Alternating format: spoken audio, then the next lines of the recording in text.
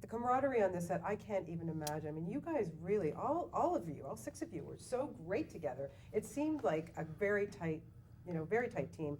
What was it like, when you all got together for the first time, and did you all click immediately?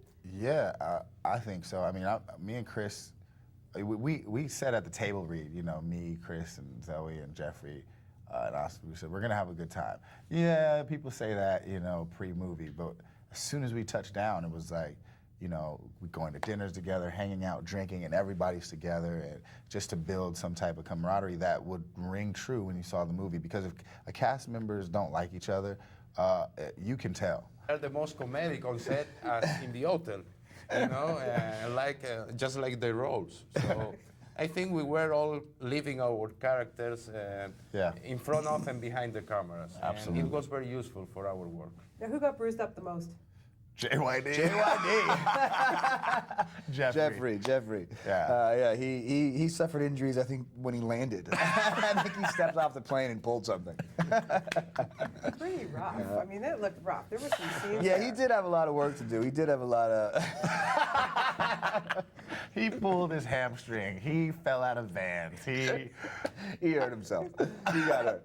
He went home with ice bags. And Zoe being the only female in this, I mean, she kicks butt in this movie I've never seen from a female. Like, wow. But did you guys give her a rough time? I mean, 5 guys. She fits, very well in this group. She's kind of the nucleus is the word, of this team, and I think on camera and off camera, all the guys kind of would razz her a little bit and bust her chops, but you can see even on screen, she can hold her own. She's a badass. She can hold her own. Yeah. Now, having the comic book, now were you any of you guys familiar with this graphic comic before? I wasn't.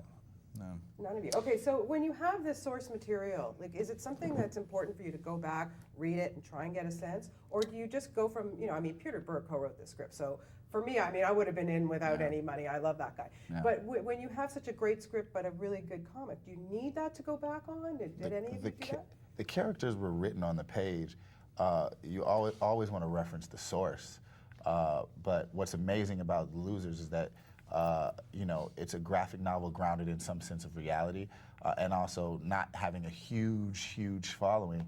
We had a little bit of some liberties in character development and what we're going to bring to our character as a little bit of a departure from the comic. But I think most of us stayed true in a sense. Would you say? Absolutely. I mean, it's great having a comic book. It's a great blueprint, and especially a modern comic book. It's not like an old. It hasn't been around since the '60s.